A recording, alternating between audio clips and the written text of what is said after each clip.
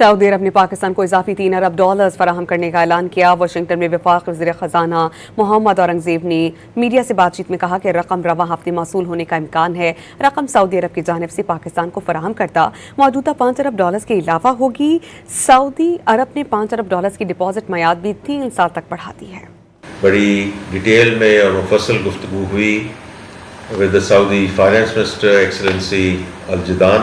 انہوں نے آج بڑا کلیئرلی کمیونیکیٹ کیا ہے کہ $3 بلین کی جو سپورٹ آ رہی ہے in terms of additional deposits جو سعودی گورنمنٹ ہمیں پرووائڈ کرے گی، اور وہ انشاءاللہ اگلے ہفتے کے دوران وہ اس کی جو ڈسپرسمنٹ ہے وہ ہمارے پاس آ جائے گی۔ جو ایگزسٹنگ $5 بلین کا ڈپازٹ ہے اس کو بھی سعودی حکومت نے یہ کہا ہے کہ اب اینول رول اوور کی بجائے یہ اب 28 تک اب اس کی میچورٹی جائے گی۔ اس قسم کی جو سپورٹ ہمیں اس وقت سعودی حکومت نے جو اویلیبل کی ہے، this really gives us the tell وینڈس۔